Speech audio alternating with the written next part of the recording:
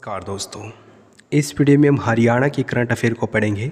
अप्रैल 2022 के जितने भी इम्पोर्टेंट करंट अफेयर बनती है हरियाणा की, वो सारी की सारी इस वीडियो में हम डिस्कस करेंगे। दोस्तों, इस वीडियो में हम करंट अफेयर को फैक्चुअली पढ़ेंगे, तथ्यों के रूप में पढ़ेंगे, और इससे नेक्स्ट वीडियो में हम करंट अफेयर को प्रश्नों के माध्यम से पढ़ेंगे। इस वीडियो से जो इम्पोर्टेंट प्रश्न बन सकते हैं वो हम अगली वीडियो में पढ़ेंगे। दोस्तों, यह वीडियो इस सीरीज़ की 7वीं वीडियो है। अगर आपने पहली वाली वीडियो नहीं देखी है तो ज़रूर देखें, डिस्क्रिप्शन में सबसे ऊपर उनका लिंक दे रखा है। तो चलिए स्टार्ट करते हैं। 5 अप्रैल 2022 को हरियाणा के मुख्यमंत्री की अध्यक्षता में मंत्रिमंडल की बैठक हुई थी।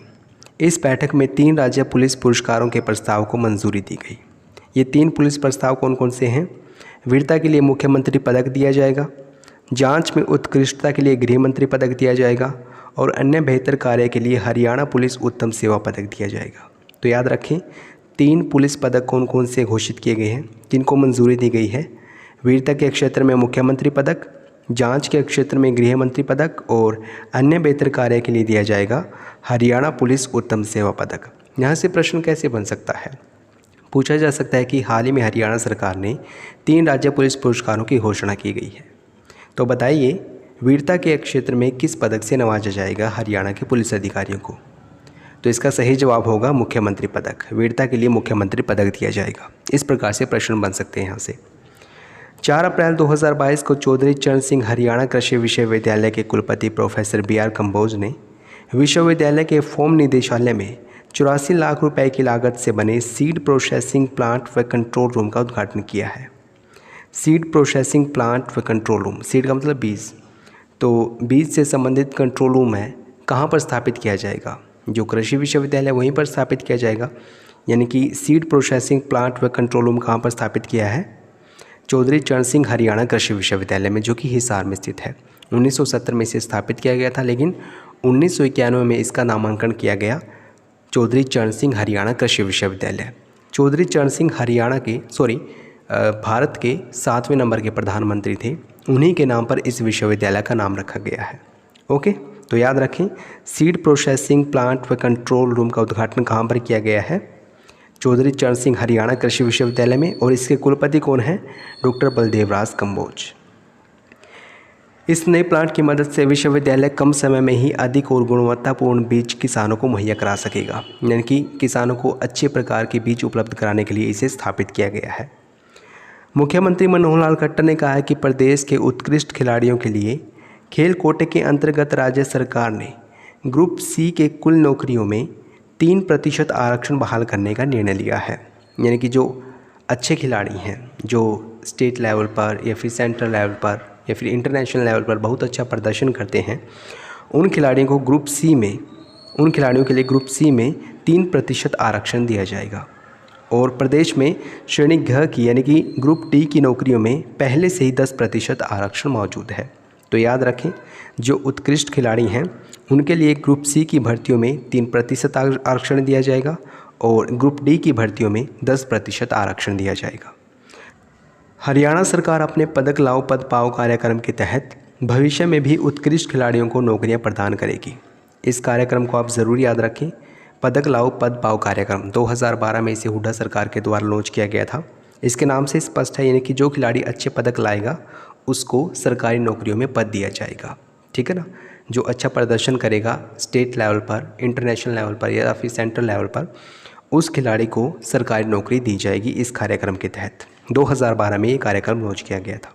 ठीक है, आगे बढ़ते हैं। 28 अप्रैल 2022 को हरियाणा के मुख्य सचिव संजीव कौशल ने चंडीगढ़ में फार्मा टेक एक्सपो व लैब टेक एक्सपो 2022 का उद्घाटन किया। बहुत ही इंपॉर्टेंट पॉइंट है, फार्मा टेक एक्सपो और लैब टेक एक्सपो 2022, इसका उद्घाटन कहाँ पर किया गया है? चंडीगढ़ में। किसके द्वारा उद्घाटन किया गया है? हरियाणा के मुख्य सचिव संजीव कौशल के द्वारा, जो कि 35वें नंबर के मुख्य सचिव हैं। फार्मा टेक एक्सपो और लैब टेक एक्सपो 2022 है जो, ये 30 अप्रैल तक चला था, और इसमें 200 से ज़्यादा कंपनियों ने अपने उत्पादों को प्रदर्शित किया था। यानी कि कंपनी अपने प्रोडक्ट को दिखाने के लिए आई थी इस एक्सपो में। तो याद रखें, लैब टेक एक्सपो का संबंध किन से है? जो कंपनियां हैं वो अपने उत्पादों को दिखा सकें, इसके लिए इस एक्सपो का उद्घाटन किया गया था हरियाणा के मुख्य सचिव के द्वारा। इसका आयोजन किसके द्वारा किया गया? हरियाणा व्यापार मेला प्राधिकरण, भारतीय इंजीनियरिंग निर्यात संवर्धन परिषद और फार्मा टेक्नोलॉजी इंडेक्स.com प्राइवेट लिमिटेड, इन तीनों के द्वारा इसका आयोजन किया गया था। ठीक है। हरियाणा व्यापार मेला प्राधिकरण के मुख्य प्रशासक हैं डॉक्टर जी अनुपमा। डॉक्टर जी अनुपमा ने बताया है कि ईज़ ऑफ डूइंग बिजनेस के मामले में हरियाणा अग्रणी राज्य है।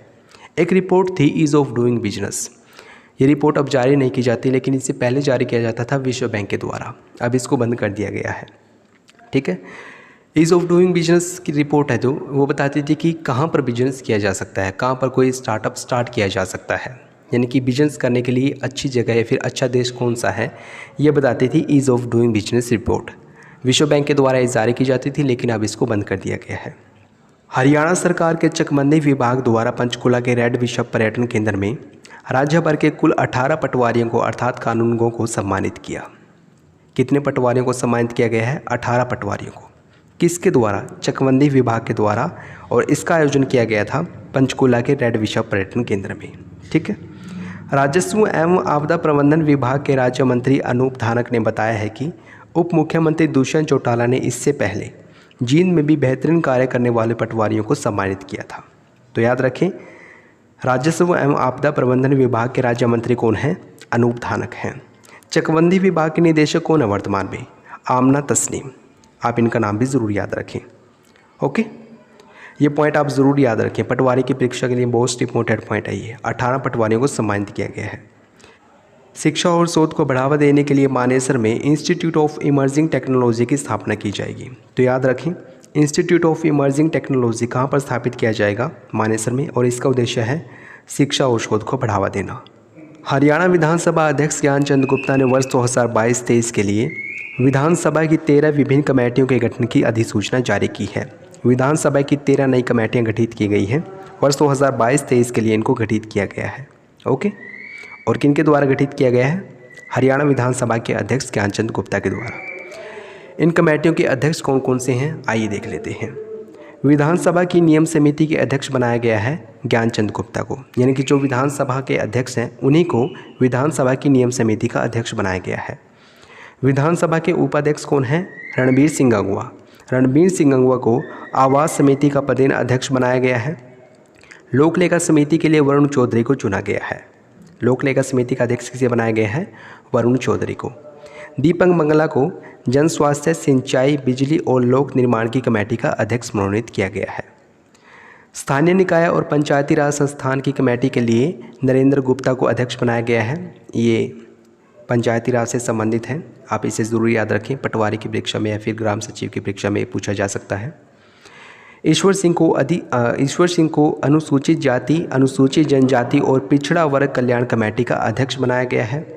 हरविंदर सिंह कल्याण को अनुमान कमेटी का अध्यक्ष बनाया गया है। ठीक है। याचिका कमेटी के लिए विधायक घनश्याम दास अरोड़ा को अध्यक्ष चुना गया है। सीमा त्रिखा, आप इनके बारे में भी ज़रूर याद रखें।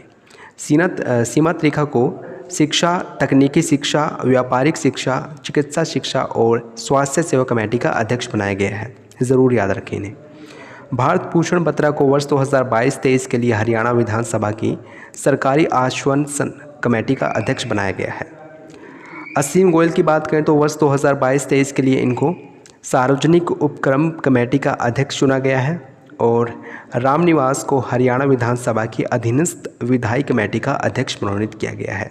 इसके अलावा एक कमेटी और है, हरियाणा विशेषाधिकार समिति, इसका अध्यक्ष बनाया गया है सुधीर सिंगला को। यहाँ से जो इम्पोर्टेंट हैं आप उनको ज़रूर याद रखें, जैसे कि हरियाणा की जो विधानसभा की नियम समिति है इसका अध्यक्ष किसे बनाया गया है? ज्ञानचंद गुप्ता को। आवास समिति का अध्यक्ष बनाया गया है रणवीर सिंह गंगवा को, जो कि हरियाणा विधानसभा के उपाध्यक्ष हैं। लोक लेखा समिति के अध्यक्ष के रूप में वरुण चौधरी को चुना गया है। इसके अलावा स्थानीय निकाय और पंचायती राज संस्थान की कमेटी के लिए नरेंद्र गुप्ता को अध्यक्ष के रूप में चुना गया है। और सीमा त्रिखा को शिक्षा, तकनीकी शिक्षा, व्यावसायिक शिक्षा, चिकित्सा शिक्षा और स्वास्थ्य सेवा कमेटी के अध्यक्ष के रूप में चुना गया है। ठीक है, आप इनको तो ज़रूर याद रखें, हो सके तो सभी को याद कर लेना, लेकिन इनको ज़रूर याद रखें। हरियाणा के मुख्यमंत्री ने पानीपत में हिंद की चादर गुरु तेग बहादुर के 400वें प्रकाश पर्व में यमुनानगर जिले के पंजपुर गांव में सिखों के 9वें गुरु के नाम पर एक मेडिकल कॉलेज स्थापित करने की घोषणा की है। गुरु तेग बहादुर जो कि सिखों के 9वें गुरु थे, इनके नाम से एक मेडिकल कॉलेज स्थापित किया जाएगा। कहाँ पर? यमुनानगर जिले में। ये घोषणा किया मुख्यमंत्री ने। घोषणा कहाँ से की है? पानीपत से। ठीक है ना। गुरु तेग बहादुर हैं जो सिखों के 9वें गुरु थे, जैसे कि मैंने पहले बताया, और इनका नाम त्यागमल भी था। ठीक है ना। सिख धर्म ग्रंथों में उनको संसार की चादर कहा गया है, जबकि भारतीय परंपरा में उन्हें हिंद की चादर कहा जाता है। तुर्की के अंटाल्या में तीरंदाजी वर्ल्ड कप का आयोजन किया गया है। तीरंदाजी वर्ल्ड कप के मिक्स्ड डबल्स में हरियाणा की तीरंदाजी रिद्धि फोर ने अपने जोड़ीदार तरणदीप रॉय के साथ मिलकर भारत को स्वर्ण पदक दिलाया है। तो याद रखें, तीरंदाजी वर्ल्ड कप का आयोजन कहाँ पर किया गया है? तुर्की के अंटाल्या में। और इसमें मिक्स्ड डबल्स में हरियाणा की रिद्धि फोर और तरणदीप राय, इन दोनों ने मिलकर भारत को स्वर्ण पदक दिलाया है। हरियाणा के मुख्य सचिव संजीव कौशल ने बताया है कि राज्य सरकार द्वारा युवाओं को रोजगारपरक शिक्षा प्रदान करने के लिए और उनको कुशल बनाने के लिए, कौशल विकास के लिए विंडो शहर गुरुग्राम में विश्व कौशल केंद्र की स्थापना की जाएगी। मोस्ट इम्पोर्टेंट पॉइंट है, विश्व कौशल केंद्र कहाँ पर स्थापित किया जाएगा? गुरुग्राम में। इसकी सूचना हरियाणा के मुख्य सचिव संजीव कौशल ने दी है, और इस पर हमने एक लॉन्ग वीडियो भी बना रखी है। हरियाणा विषय सीरीज़ में आपको वो वीडियो मिल जाएगी, डिस्क्रिप्शन में भी उसका लिंक दे रखा है, चाहे तो आप देख सकते हैं। हरियाणा की महिला एवं बाल विकास मंत्री श्रीमती कमलेश ढांडा ने चंडीगढ़ में बाल विवाह एक जघन्य अपराध है, इस विषय पर एक पोस्टर लॉन्च किया है और साथ ही साथ एक पैम्पलेट भी लॉन्च किया है। तो याद रखें, हरियाणा की महिला एवं बाल विकास राज्य मंत्री कौन है? कमलेश ढांडा। और इन्हीं के द्वारा चंडीगढ़ से बाल विवाह एक जघन्य अपराध है, इस विषय पर एक पोस्टर लॉन्च किया गया है। बाल विवाह एक जघन्य अपराध है, इसके पोस्टर और पैम्पलेट को किसने तैयार किया है? हरियाणा राज्य बाल अधिकार संरक्षण आयोग तथा इंडिपेंडेंट थॉट संस्था, इन दोनों के द्वारा इसे बनाया गया है। ठीक है। हरियाणा राज्य बाल अधिकार संरक्षण आयोग के वर्तमान चेयरपर्सन कौन है? ज्योति बिंदा। और राष्ट्रीय बाल अधिकार संरक्षण आयोग के चेयरमैन कौन है? प्रियंका कानूनगो। ये दोनों अपॉइंटमेंट बहुत ही इंपॉर्टेंट है, आप इन दोनों को ज़रूर याद रखें। हरियाणा राज्य बाल अधिकार संरक्षण आयोग के वर्तमान में चेयरपर्सन कौन है? ज्योति बिंदा। और राष्ट्रीय बाल अधिकार संरक्षण आयोग के चेयरमैन कौन है? प्रियंका कानूनगो। और पीछे हमने पढ़ा हरियाणा की महिला एवं बाल विकास राज्य मंत्री कौन है? श्रीमती कमलेश ढांडा। आगे बढ़ते हैं। मुख्यमंत्री की अध्यक्षता में drone imaging and information service and Haryana limited यानी कि दृश्या के बोर्ड ऑफ डायरेक्टर की बैठक में हरियाणा में ड्रोन पायलटों को प्रशिक्षण प्रदान करने के लिए दृश्या के तत्वाधान में एक प्रशिक्षण संस्था स्थापित किए जाने का निर्णय लिया गया है। ड्रोनों को प्रशिक्षण देने के लिए ड्रोन पायलटों को प्रशिक्षण देने के लिए एक संस्था स्थापित की जाएगी दृश्या के तत्वाधान में। ये दृश्या क्या है? इसका पूरा नाम है drone imaging and information service of Haryana limited, ये इसका पूरा नाम है। और इसी के तहत ड्रोन पायलटों को प्रशिक्षण देने के लिए एक प्रशिक्षण संस्था स्थापित की जाएगी। हरियाणा के मुख्यमंत्री ने डिजिटल रूप से नगर दर्शन पोर्टल लॉन्च किया है। नगर दर्शन पोर्टल किसके द्वारा लॉन्च किया गया है? मुख्यमंत्री के द्वारा लॉन्च किया है। इसका उद्देश्य क्या है? प्रदेश में शहरी स्थानीय निकाय के संपूर्ण रिकॉर्ड को डिजिटल प्लेटफॉर्म पर अपडेट करना, ये इसका उद्देश्य है। ठीक है। तो पटवारी की परीक्षा के लिए ये भी इंपॉर्टेंट लाइन है। शहरी स्थानीय निकायों के प्लेटफॉर्म के लिए रिकॉर्ड को एक प्लेटफॉर्म उपलब्ध करवाने के लिए नगर दर्शन पोर्टल लॉन्च किया है। ठीक है ना। इस पोर्टल पर नागरिक अपने क्षेत्र में चलाई जा रही विकासशील परियोजनाओं के बारे में जानकारी हासिल कर सकेंगे, अपनी मांगें, शिकायतें और सुझाव भी रख सकेंगे। ठीक है। तो याद रखें, नगर दर्शन पोर्टल किससे संबंधित है? शहरी स्थानीय निकायों से संबंधित है ये पोर्टल। ठीक है। हरियाणा के कृषि एवं किसान कल्याण मंत्री जेपी दलाल ने राज्य के किसानों की सुविधा के लिए प्रधानमंत्री फसल बीमा योजना की शिकायतों का निवारण करने के लिए मेरी फसल मेरा ब्यौरा पोर्टल लॉन्च किया है। मोस्ट इंपॉर्टेंट पॉइंट है, मेरी फसल मेरा ब्यौरा पोर्टल लॉन्च किसके द्वारा किया गया है? जो हरियाणा के कृषि मंत्री हैं यानी कि श्री जेपी दलाल के द्वारा। ठीक है ना। और इसका उद्देश्य क्या है? प्रधानमंत्री फसल बीमा योजना के तहत जो बीमा करवाया जाता है उसका लाभ पहुंचाने के लिए, उसके बारे में ज़्यादा जानकारी देने के लिए ये पोर्टल लॉन्च किया गया है। जो मेरी फसल मेरा बीमा योजना है, प्रधानमंत्री फसल बीमा योजना है, इसके तहत फसलों का बीमा करवाया जाता है और इसमें प्रीमियम राशि के रूप में किसानों को रबी फसल पर 1.5%, खरीफ की फसल पर 2% और बागवानी की फसल पर 5% प्रीमियम देना पड़ता है। हरियाणा के मुख्यमंत्री राज्य के विदेश सहयोग विभाग द्वारा हरियाणा इथोपियाई निवेश आयोग की 2 दिवसीय बैठक हुई है। कहाँ पर? गुरुग्राम और चंडीगढ़ में। तो याद रखें, विदेश सहयोग विभाग और हरियाणा इथोपियाई निवेश आयोग, इन दोनों के बीच में बैठक का आयोजन कहाँ पर किया गया है? गुरुग्राम और चंडीगढ़ में। इस बैठक में हरियाणा राज्य और हरियाणा इथोपियाई निवेश आयोग, इन दोनों के बीच सहयोग की रूपरेखा तैयार की गई है, हस्ताक्षर किए गए हैं। इस समझौते पर हस्ताक्षर किनके द्वारा किए गए हैं? हरियाणा के विदेश सहयोग विभाग के प्रधान सचिव योगेंद्र चौधरी और इथोपिया की राजदूत डॉक्टर तिदिता मुलुगेटा, इन दोनों के द्वारा हस्ताक्षर किए गए हैं। विदेश सहयोग विभाग के एक प्रवक्ता ने यह भी बताया है कि विभाग द्वारा अक्टूबर 2021 में विदेश मंत्रालय के परामर्श से हरियाणा अफ्रीका कॉन्क्लेव सीरीज़ 1 आयोजित करने के लिए एक अग्रणी पहल भी की जा चुकी है। जो हरियाणा अफ्रीकी कॉन्क्लेव सीरीज़ 1 है, इसको कब से शुरू कर दिया गया है? अक्टूबर 2021 से शुरू कर दिया गया है। काफ़ी अच्छा पॉइंट, आप ये भी याद रखें।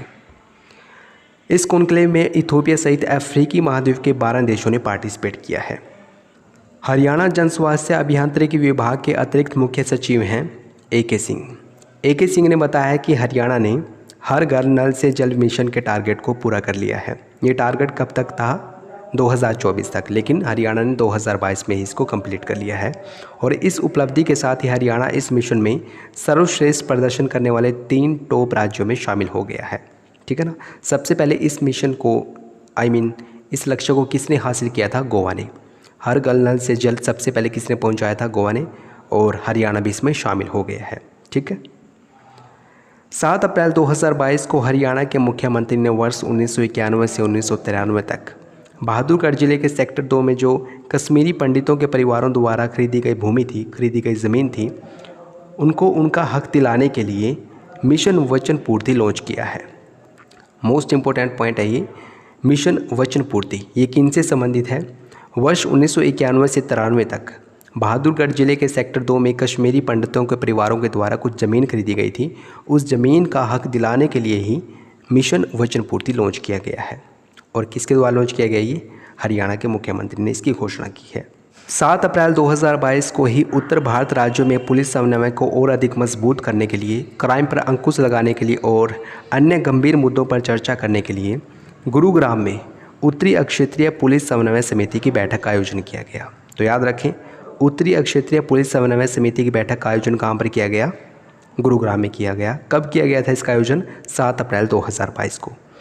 इस बैठक की सह अध्यक्षता की गई है पुलिस आयुक्त दिल्ली राकेश अस्थाना और पुलिस महानिदेशक हरियाणा प्रशांत कुमार अग्रवाल। तो याद रखें, जो दिल्ली के पुलिस आयुक्त हैं वो कौन हैं? राकेश अस्थाना। और हरियाणा पुलिस महानिदेशक कौन हैं? प्रशांत कुमार अग्रवाल। इन दोनों के द्वारा उत्तरी क्षेत्रीय पुलिस समन्वय समिति की बैठक की सह अध्यक्षता की गई है। और इसका आयोजन कहाँ पर किया गया? गुरुग्राम में। हरियाणा के मुख्यमंत्री मनोहर लाल खट्टर ने राज्य में सिख गुरुओं को समर्पित करने के लिए एक संग्रहालय बनाने की घोषणा की है। सिख गुरुओं को समर्पित एक संग्रहालय स्थापित किया जाएगा, ये घोषणा की है हरियाणा के मुख्यमंत्री ने। और एक योजना भी शुरू की गई है। राज्य सरकार ने हरियाणा में संत महापुरुष विचार प्रसार योजना भी शुरू की है, जिसके तहत महापुरुषों और गुरुओं की जयंती मनाने की परंपरा शुरू की गई है। तो इस योजना को ज़रूर याद रखें। मोस्ट इम्पोर्टेंट पॉइंट है ये भी। संत महापुरुष विचार प्रसार योजना, ये किसके लिए शुरू की गई है? महापुरुष व गुरुओं की जयंती बनाने के लिए इस योजना को शुरू किया गया है। मुख्यमंत्री के अतिरिक्त प्रधान सचिव और सूचना जनसंपर्क एवं भाषा विभाग के महानिदेशक हैं डॉक्टर अमित अग्रवाल। डॉक्टर अमित अग्रवाल ने बताया है कि हरियाणा साहित्य अकादमी द्वारा साहित्यकार सम्मान योजना 2021 के तहत विभिन्न सम्मानों हेतु साहित्यकारों का चयन कर लिया गया है। तो याद रखें, हरियाणा साहित्य अकादमी ने विभिन्न पुरस्कार दिए हैं हाल ही में, और इन पुरस्कारों के बारे में हमने इस वीडियो में डिटेल में पढ़ाया है। ये वीडियो मोस्ट इम्पोर्टेंट है, यहाँ से प्रश्न पूछने की संभावना बहुत ज़्यादा है। आप इस वीडियो को पूरा ज़रूर देखें। डिस्क्रिप्शन में लिंक दे रखा है, या फिर हरियाणा विषय सीरीज़ में जाकर आप इस वीडियो को देख सकते हैं। हरियाणा के राज्यपाल हैं बंडारू दत्तात्रेय। बंडारू दत्तात्रेय ने पंचकूला के इंद्रधनुष सभागार में आयोजित पुलिस अलंकरण समारोह के दौरान हरियाणा के कुल 92 पुलिस अधिकारियों को, पुलिस कर्मचारियों को राष्ट्रपति पुलिस पदक और पुलिस पदक से नवाजा है। तो याद रखें, हरियाणा के कितने पुलिस कर्मचारियों को राष्ट्रपति पुलिस पदक और पुलिस पदक दिया गया है? 92 कर्मचारियों को। किसके द्वारा दिया गया है? राज्यपाल के द्वारा। और पुलिस अलंकरण समारोह, इसका आयोजन कहाँ पर किया गया था? पंचकुला में। इनमें हरियाणा पुलिस के 11 अधिकारियों को अर्थात 11 कर्मचारियों को विशिष्ट सेवा के लिए राष्ट्रपति पुलिस पदक दिया गया है और 81 अन्य को सराहनीय सेवाओं के लिए पुलिस पदक से नवाजा गया है। यानी कि 11 को विशिष्ट सेवा के लिए राष्ट्रपति पुलिस पदक दिया गया है और 81 पुलिस कर्मचारियों को पुलिस पदक से नवाजा गया है। हरियाणा के मुख्यमंत्री मनोहर लाल खट्टर ने सीएम हाउस से अखंड भारत संदेश यात्रा 2022 को हरी झंडी दिखाई है। तो याद रखें, अखंड भारत संदेश यात्रा 2022, इसकी शुरुआत कहाँ से की गई? सीएम हाउस से। और इसकी शुरुआत किसके द्वारा की गई? मुख्यमंत्री के द्वारा इसकी शुरुआत की गई है। इंडियन मीडिया सेंटर द्वारा आरंभ की गई इस यात्रा में हरियाणा के अलावा उत्तर प्रदेश, राजस्थान, दिल्ली व अंडमान निकोबार की 131 बेटियां शामिल हैं और इन 131 बेटियों को 5 लाख रुपए की सहयोग राशि भी दी जाएगी, ऐसा हरियाणा के मुख्यमंत्री ने कहा है। तो दोस्तों ये है इस वीडियो का एंड। जो नेशनल की करंट अफेयर है उस पर भी हमने वीडियो बना रखी है, अप्रैल 2022 की करंट अफेयर। ये भी काफ़ी इंपॉर्टेंट है। जैसे कि भारत में हाल ही में 2 नए भूवैज्ञानिक विरासत केंद्र बनाए गए हैं और इसी के साथ भूवैज्ञानिक विरासत केंद्रों की संख्या 34 हो गई है। ये 2 नए भूवैज्ञानिक विरासत केंद्र कौन कौन से हैं, इनके बारे में आप इस वीडियो में जान सकते हैं। वोटर कॉन्क्लेव 2022 का हाल ही में आयोजन किया गया था। भारत की पहली डिजिटल बस सेवा का उद्घाटन कहाँ पर किया गया है? भारत की पहली कार्बन न्यूट्रल पंचायत कहाँ पर गठित की गई है, कौन सी पंचायत बनी है? और समानता दिवस की हाल ही में घोषणा की गई है, किस राज्य में ये दिवस मनाया जाएगा? तो कुल मिलाकर ये वीडियो भी बहुत ज़्यादा इंपॉर्टेंट है। अगर आपने नहीं देखी है तो आप देख सकते हैं। ये वीडियो आपको कैसे लगी प्लीज़ कमेंट बॉक्स में ज़रूर बताएं। वीडियो अच्छी लगी तो प्लीज़ इसको लाइक और शेयर करना न भूलें। अगर आपने हमारे चैनल को सब्सक्राइब नहीं किया है प्लीज़ अभी सब्सक्राइब करें। वीडियो देखने के लिए आपका बहुत बहुत धन्यवाद।